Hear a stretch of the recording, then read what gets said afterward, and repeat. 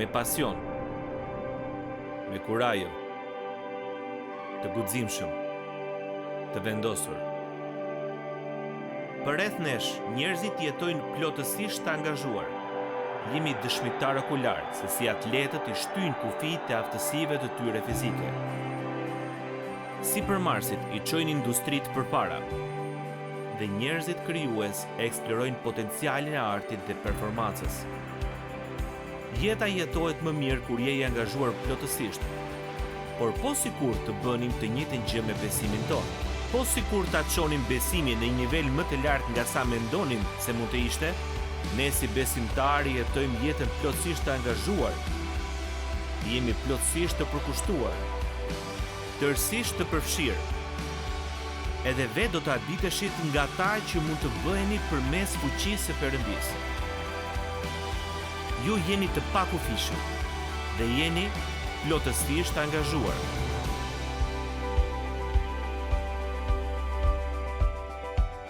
Po ju lëm me mikpritësin tuaj, doktor David Jeremia. Susanna Wesley, nëna e John dhe Charles Wesleyt, lindi 19 fëmijë. Dhe për të gjetur një moment qetësie, ajo ulej në një karrike dhe mbulonte kokën me përparsën e saj. Me një shtëpi të mbushur plot me fëmijë aktiv, familja Wesley padyshim që duhet ketë qenë e zjarrt. Por më e rëndësishmja, historia e tyre na tregon se ata ishin plotësisht angazhuar me njëri tjetrin. Dikush ka thënë një herë, qoftë kur ke një fëmijë ose 12, familja të merr çdo gjë që ke. Por të qenit i zënë me punë nuk është njësoj si ti jesh plotësisht i përkushtuar, që do të thotë ti jesh plotësisht dhe personalisht i përfshirë në jetën e njëri tjetrit. Familjet që punojnë, luajnë, bisedojnë, përqafohen dhe luten së bashku, janë familjet që janë të bekuara së bashku. Perëndia do që ne të jemi të angazhuar ngushtësisht në familjet tona, ashtu siç jemi me të. Dhe për këtë arsye kam titulluar mesazhin e sotëm plotësisht angazhuar me familjen tonë. Prandaj më ndiqni sot në këtë program të Moment Vendimtar.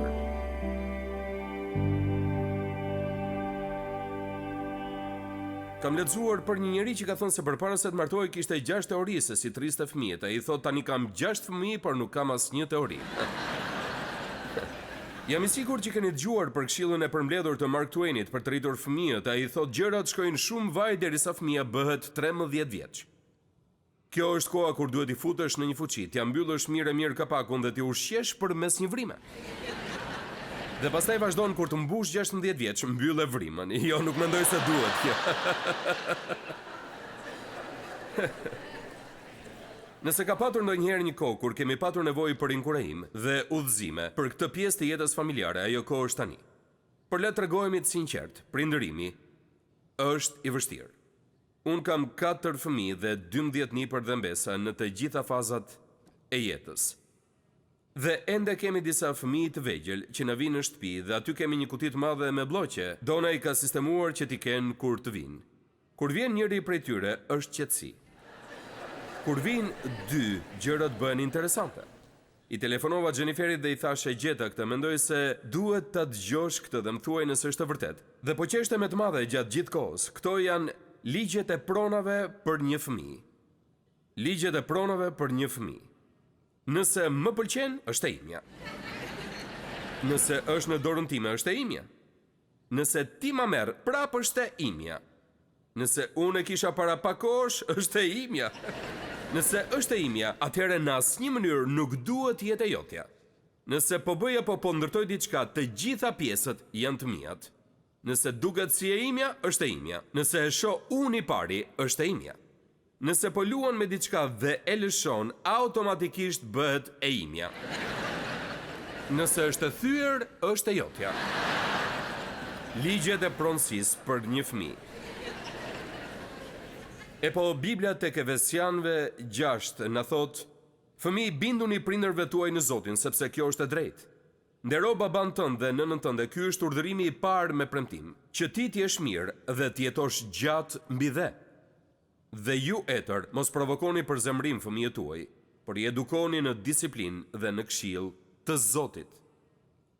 Nëse e lexoni librin e Efesianëve, do të zbuloni shumë shpejt se ky pasazh është në fund një pjesë të shkrimit ku Pali po mëson besimtarve se si t'jetojnë të mbushur me frymën e shenjtë. Kjo do thotë jesh i kontrolluar nga fryma e shenjtë. Më lejoni t'ju shpjegoj këtë si parim. Nëse duam që të kemi familje që nderojnë Zotin, kjo do të kërkojë më shumë nga sa mund të ofrojmë ne. Do duhet fryma e shenjtë që punon përmes nesh. Dhe interesante në këtë aspekt është fakti se Biblia na mëson se një nga rezultatet e të qenit i mbushur me frymën e shenjtë është se ne do t'i nënshtrohemi njëri tjetrit, dhe Biblia na thotë se gratë duhet i nënshtrohen burrëve të tyre, kurse burrat duhet i duan gratë e tyre, ndërsa fëmijët duhet t'u binden prindërve të tyre dhe prindrit duhet të mbikëqyrin fëmijët e tyre. Biblia na thotë se kur jemi të kontrolluar nga fryma e shenjtë, kjo ndikon te mënyra se si jetojmë jetën në shtëpi. Dhe jam këtu për t'ju thënë se nëse doni që t'jeni të krishterë në shtëpi, kjo do të kërkojë që ju dhe fryma e shenjtë të punoni bashkë, sepse asnjëri prej nesh nuk ka fuqin krijuese dhe energjin në vetvete për të bërë atë që duhet. Në librin e Efesianëve, kapitulli 6, fillon duke na folur në lidhje me bindjen. Fëmijë, binduni prindërve tuaj në Zotin. Kam lexuar për një baba i cili fitoi një lodër në një lojë zyre. Ai thirri bashkë të 3 fëmijët dhe i pyeti se cili duhet ta merrte dhuratën. Kush është më i binduri? Pyeti ai. Dhe të 3 fëmijët filluan ta shihnin në heshtje. Dhe pastaj ai tha: "Kush nuk ja kthen fjalën nënës?" Sërish fëmijët dukeshin të shastisur nga pyetja. Më pas babai u tha: "Kush bën çdo gjë që thot ajo?" Me këtë pyetje, fëmijët më në fund mundën që të dilnin në një përfundim. 3 zërat e vegjël u përgjigjen një zëri: "Mirë babi, ti e fiton lodrën." Bindja është guri themeltar për ndërtimin e një familjeje. Qofshin të krishterë ata që janë atë shtëpi apo jo, bindja është ajo që bën një familje të funksionojë. Në fakt, kemi 2 pasazhe mbreslënëse në fjalën e Perëndisë që na ndihmojnë të kuptojmë se bindja në shtëpi është qendra e shoqërisë sonë. Në librin e Romakëve, në kapitullin e parë, Pali na përshkruan një kulturë që ishte shpërbër deri në atë pikë sa Biblia thotë se Perëndia heq dorë nga kjo kulturë. Dhe na jep një listë me karakteristikat e asaj kulture. Gjeni se çfarë është në atë listë. Mos bindja ndaj prindërve. Kur shkojmë te libri i 2 i Timoteut, kapitulli 3, shohim Palin që i shkruan Timoteut dhe po përshkruan kulturën që do të jetë në këtë tokë kur Jezusi të rikthehet për të na marrë në qiell. Dhe sërish shohim një listë me karakteristika se si do të jetë bota kur Jezusi të kthehet përsëri. Gjeni çfarë është në listë? Mos bindje ndaj prindërve. Ndonjëherë kemi nevojë që të kujtojmë se ajo që bëjmë në shtëpitë tona po krijon shoqërinë në të cilën jetojmë. Shoqëria është e përbërë nga shumë familje dhe Biblia na jep disa udhëzime për të mbajtur të bashkuara familjet tona, të cilat pastaj bëhen ngjitsi që e mban shoqërinë të bashkuar. Në këtë pasazh të shkrimit, Pali na jep 4 arsye sepse fëmijët duhet u binden prindërve të tyre. Arsyeja e parë është se është një parim morali. Fëmijë, binduni prindërve tuaj në Zotin. Tani dëgjoni këtë, sepse kjo është e drejtë. Sa e qartë dhe e thjeshtë është kjo e vërtet. Duhet u bindemi prindërve ta në Zotin, sepse është e drejtë. Unë e di që ne po jetojmë në një kohë kur shumë po thonë se nuk ka gjëra të drejta dhe të gabuara. Por gjithashtu di se thellë brenda zemrave tona, qoftë nëse kemi qenë në kish apo jo, ne e dim se disa gjëra janë të drejta dhe disa gjëra janë të gabuara, ne e dim këtë. Në natyrë ekziston një rend i paracaktuar nga Perëndia që na tregon drejtësinë e një veprimi. Dhe me që prindrit janë ata që sjellin fëmijën në botë, dhe me që ata kanë më shumë njohuri dhe urtësi se fëmia, është e drejtë që fëmia të bindet prindërve të tij.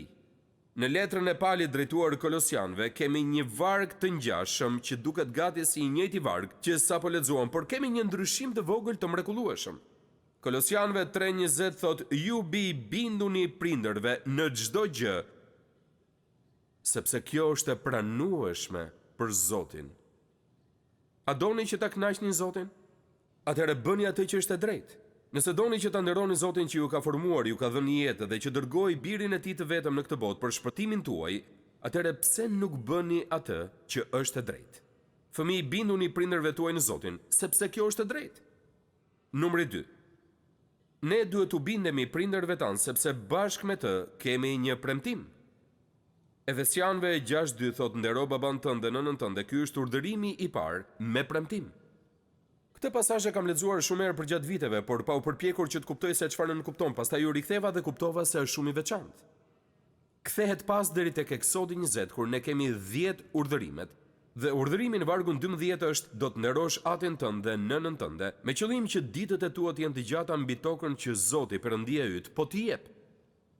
Tani nëse kthehemi dhe shohim 10 urdhërime tek Eksodi 20, ajo që do të zbulojmë është se Perëndia deri në këtë pikë i kishte dhënë 4 urdhërime Mojsiut dhe asnjëri prej tyre nuk kishte ndonjë premtim të ngjitur pas, por pastaj vim tek urdhërimi 5 dhe diçka ndryshon.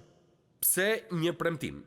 Unë nuk e di përgjigjen për këtë, përveç se për asnjë arsye tjetër, unë besoj se është provë që Perëndia i ka dhënë një prioritet të madh këtij udhëzimi. Fëmijë, binduni prindërve tuaj në Zotin dhe do të nderosh atin tënd dhe nënën tënde, me qëllim që ditët e tua të jenë të gjata mbi tokën që Zoti, Perëndia yt, po t'i jep.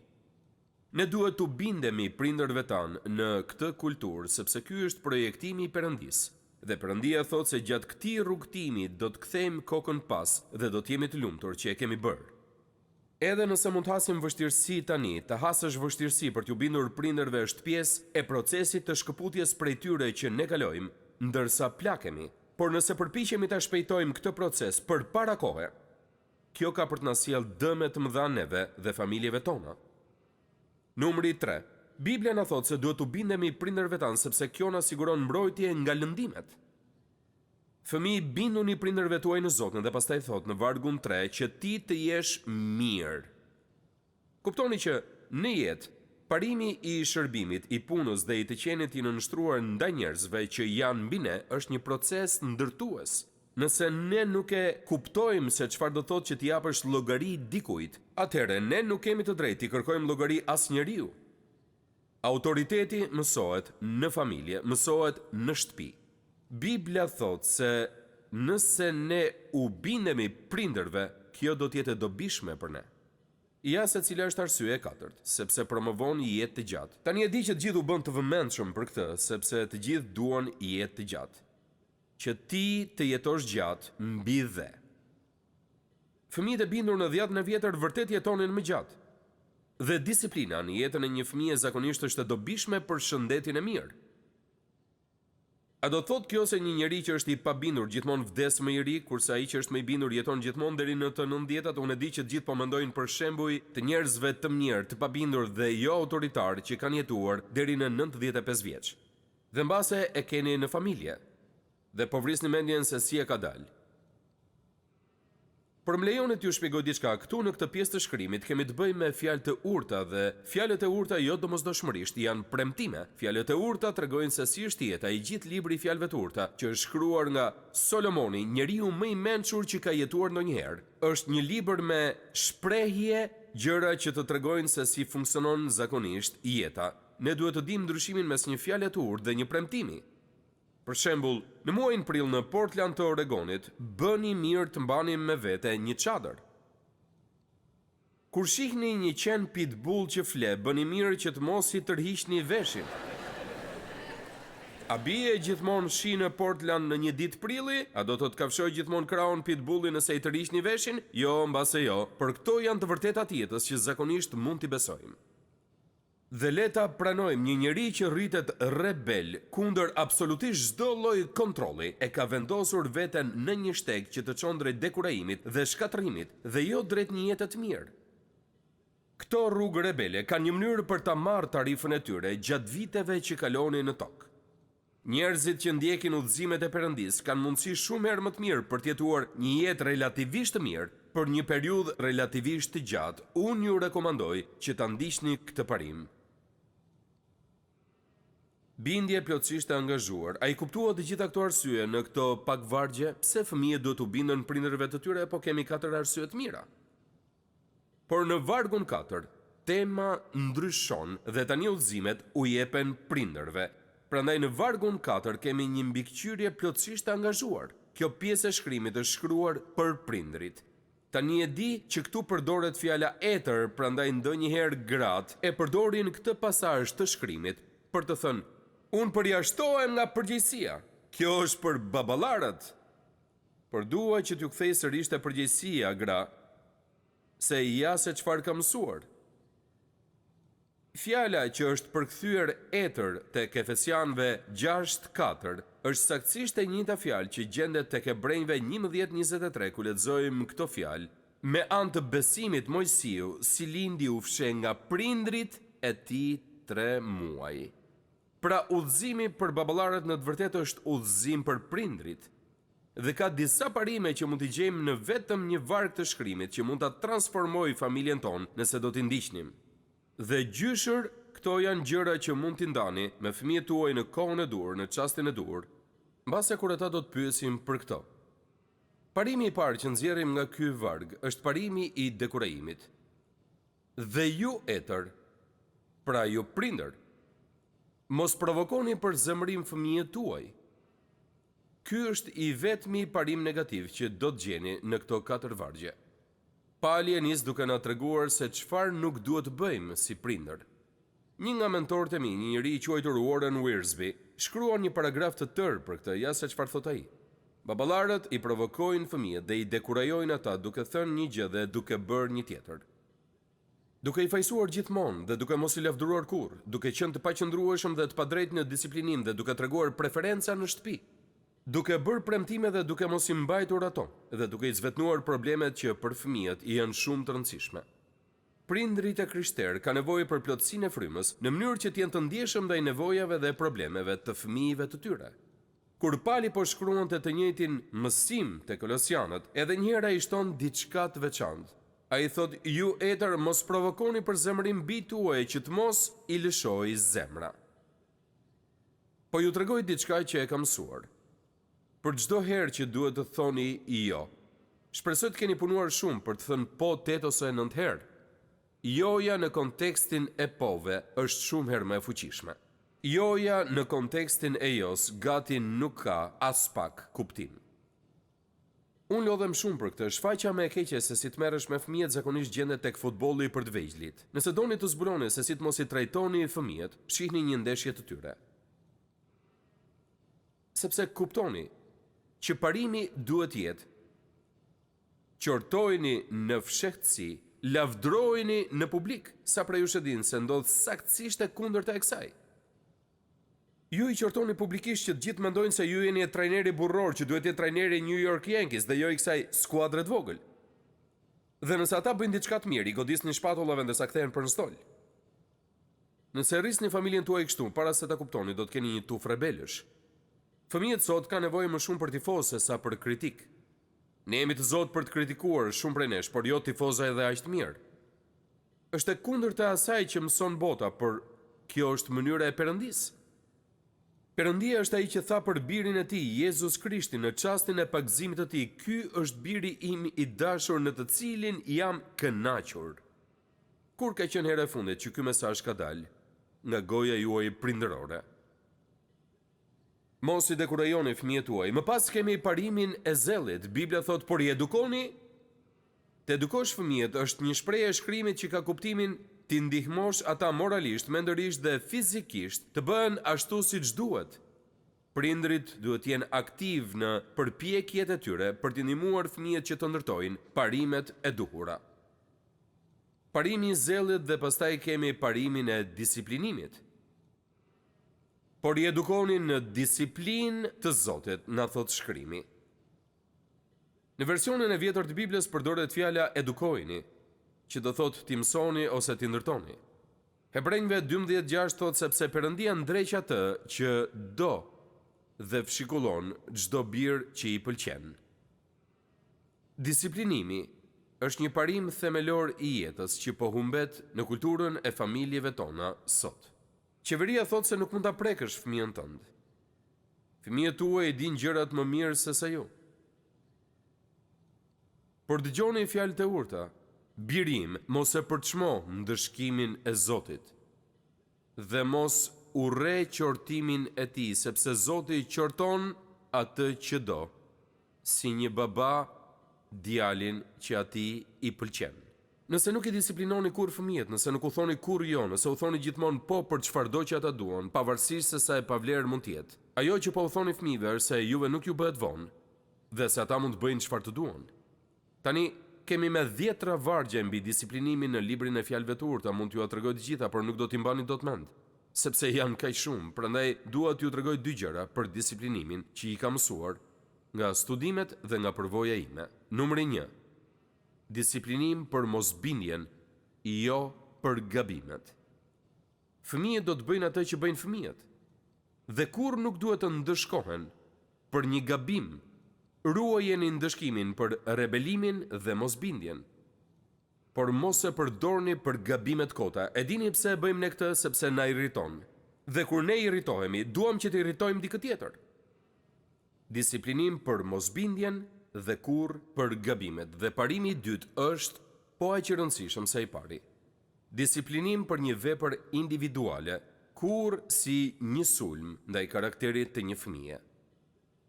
Ja se çfarë duhet them, nëse një fëmijë thot një gënjeshtër, kjo nuk e bën atë gënjeshtar.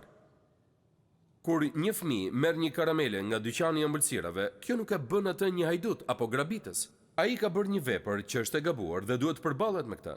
Mbase ju të gjithë e mbani mend kur prindit ju kanë kthyer në dyqanin ku e kishit marrë karamelen, ju kanë detyruar të tregoni çfarë bët, ju kanë turpruar dhe janë siguruar që të mos e harronit kurrë. Por një vepër nuk krijon karakterin. Si njeri, unë jam shumë herë më shumë se shuma e gjithë dështimeve të mia personale, falemnderit Zotit. Gjithmonë kam vepruar me karakter në jetën time, por jo çdo herë. Ndonjëherë për turpin tim kam vepruar kundër karakterit tim. Të gjithë ne kemi dështuar në disa fusha. Ne kemi bërë gjëra për të cilat ndihemi në siklet ndërsa i kujtojmë, por këto vepra individuale nuk e krijojnë një person. Një veprim nuk e përkufizon dikë. Prandaj kur i disiplinoni fëmijët, mos ngecni duke krijuar një imazh të egzageruar të jetës së tyre. Nëse vazhdoni ta bëni këtë, fëmia juaj do të bëhet përmbushja e profecisë suaj. Nëse vazhdoni ta quani gënjeshtar, kur ka gënjur një herë, ai ka për të bërë gënjeshtar. I fundit nga 4 parimet për mbikëqyrjen është parimi i drejtimit, por i edukoni në këshill të Zotit. Trajnimi në pjesën e parë është korrigjim. Këshilla është udhëzim. Ne duhet të mësojmë fëmijëve tanë atë që është e drejtë.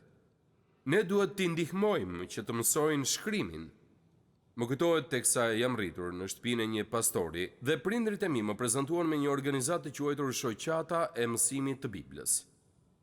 Dhe shkoja në klasat e tyre çdo javë, merrja librin tim dhe mësoja vargjet që ishin aty dhe merrja pikë që mësoja shkrimin.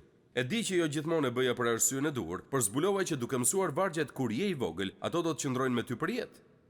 Po ju them një të vështirë. Galatasve 2:20, unë kryqëzova bashkë me Krishtin dhe nuk rroj më unë, po Krishti rron në mua dhe ajo jetë që tani jetoj në mishe, jetoj në besimin e Birit Perëndis që më deshi dhe dha veten për mua. Unë mësova këtë kur isha 7 vjeç dhe nuk e kam harruar kurrë. Dëgjoni udhëzimet. Biblia na thotë që ta ruajmë fjalën e Perëndis në zemrën tonë. Dhe fëmijët janë të hapur për këtë. Për këtë arsye na pëlqen shërbesa Aoana, sepse Aoana i përfshin fëmijët në shkrim. Nëse fjala e Perëndis është në zemrën e një personi, do të qëndrojë gjithë jetën me të. Edhe nëse nuk i ndjek gjatë gjithë rrugtimit të tij, do ta mbaj mend që është aty dhe në çastin e dur mund ta rikujtojë për të ndihmuar të gjejë rrugën e tij. Prindër, ne duhet i udhëzojmë fëmijët tanë. Më kujtohet kur kam lexuar këtë këshill për Timoteun, tek 2 Timoteut 3:14-15, por ti qëndron në ato që mësove dhe u binde plotësisht, duke e ditur prej kujt i mësove dhe se që nga fëmijëria i nje shkrimet e shenjta. Që nga fëmijëria. Pra kjo është, miq, ajo që na thot Biblia për të qenë prindër plotësisht angazhuar. Si nga këmbvështrimi i bindjes nga ana e fëmijëve dhe nga ana e mbikëqyrjes nga ana e prindërve. Unë duaj që t'ju tregoj pak se çfarë di pas 4 fëmijëve dhe 12 për embesa. Prindërimi është i vështirë. Është i vështirë. Është gjëja më e mrekullueshme në botë, por është e vështirë. Dhe të gjithë ne, nëse të tregojmë të sinqert, hasim vështirësi si ta realizojmë, si ta bëjmë që të funksionojë. Si mund të menaxhojmë çdo gjë që bëjmë në jetë dhe në familjet tona dhe të jemi prindër të mirë dhe gjithçka që folëm. Dhe dua të dini se të gjithë ne kemi hasur vështirësi me këtë. Unë kam pasur vështirësi të mëdha në vitet e para të jetës time si prind. Më kujtohet që jam ulur në gjunjë dhe i kërkoja Perëndis të më falte për prioritetet e ngatruara dhe kur po I bëja një përkushtim atij, me gjithë zemrën time, si në çdo gjë tjetër, që unë do të bëhesha baba. Dhe për çfarëdo që të kishin nevojë fëmijët e mi, unë do të isha aty për ta. Kudo që do të kishin nevojë të isha, do të isha aty. Dhe tani që e kthej kokën pas, më kujtohet që fluturoja nga njëri breg në tjetrin për të parë ndeshjet e futbollit për të cilat kur nuk mund të kisha arsye për të ndjekur, përveç se isha babai I tyre. Unë nuk jam penduar kurrë për këtë. Dhe më kujtohet që kur gjithë kjo mbaroi një ditë, isha në zyrën time dhe po shkruaja se cilat duhet ishin prioritetet e mia, bazuar mbi të qenit një baba I krishterë. Ja se cilat janë, do t'ju jap dhe juve, ato janë 4, janë të lehta për t'u mbajtur mend. Me siguri nuk do t'ju duhet as të mbani shënime. Ja se cilat janë. Unë jam njeri dhe kam një marrëdhënie me Perëndin, prioriteti numër 1. Unë jam një partner dhe kam një marrëdhënie me bashkëshorten time. Prioriteti numër 2. Unë jam një prind dhe kam një marrëdhënie me fëmijët e mi. Prioriteti numër 3. Dhe unë jam një pastor dhe kam një marrëdhënie me kishën time. Më kujtohet hera e parë që e ndava këtë me bashkësinë dhe u tregova me një buzëqeshje në fytyrë se nuk më pëlqente që t'ju kujtoja se tani ishin numri 4 në listën time. Nuk mund t'ju them se sa njerëz erdhën tek unë ose më shkruajtën dhe më thanë kur mos na ngri më lart në listë. Sepse doktor Jeremia, nëse 1, 2 dhe 3 nuk janë siç duhet, atëherë nuk ke se çfarë të na ofrosh neve. Unë e besoj këtë me gjithë zemrën time. Dhe dua që t'ju inkurajoj, prindër, ju mund të realizoni këtë. Ju thjesht duhet të uleni dhe të zbuloni se fëmijët dhe bashkëshortja juaj janë më të rëndësishëm se çdo gjë tjetër. Bëjini ata prioritet në programin tuaj dhe pastaj përkushtojuni, ndoshta do të dështoni dhe do t'i riktheheni sërish, por nëse keni një listë, nëse keni një formulë, nëse keni këtë formulë, gjithmonë do të keni një vend ku të ktheheni. Perëndia do t'ju ndihmojë. Sekreti për suksesin ton si kish është shëndeti I familjeve tona. Dhe unë shpresoj që sot, mbase Perëndia, ju ka vendosur diçka në zemër që do t'ju ndihmojë, që t'i bëni familjet tuaja, fëmijët tuaj, nipërit tuaj të fortë. Ne do të vazhdojmë të përkushtohemi dhe Perëndia do që të jemi të shëndetshëm. Ky është një nga gurët e themelit për këtë qëllim. Faleminderit që ishit me mua sot në moment vendimtar. Sa më shumë që e studiojmë fjalën e Perëndis, aq më shumë e kuptojmë që Perëndia ynë I dashur dëshiron të ketë një marrëdhënie personale me gjithë secilin prej nesh. Nëse doni që të filloni një marrëdhënie me të, hapi I parë është që të pendoheni për mëkatin tuaj dhe t'i kërkoni Jezus Krishtit të bëhet Zoti dhe shpëtimtari juaj. Sapo ta merrni këtë vendim për të pranuar dhuratën e shpëtimit të Perëndis, do të filloj udhëtimi juaj me Perëndin si një krijesë e re në Krishtin. Pra, nëse sot e keni marrë këtë hap besimi, unë ju inkurajoj që ta ndani vendimin tuaj me të krishterë të tjerë në një shërbes të besueshme apo në një kishë të zonës, dhe që të vazhdoni të rriteni në besimin e sapo gjetur. Perëndia ju bekoft, teksa filloni ecjen me Perëndin, dhe unë pres me padurim që të shihemi herën tjetër këtu në moment vendimtar.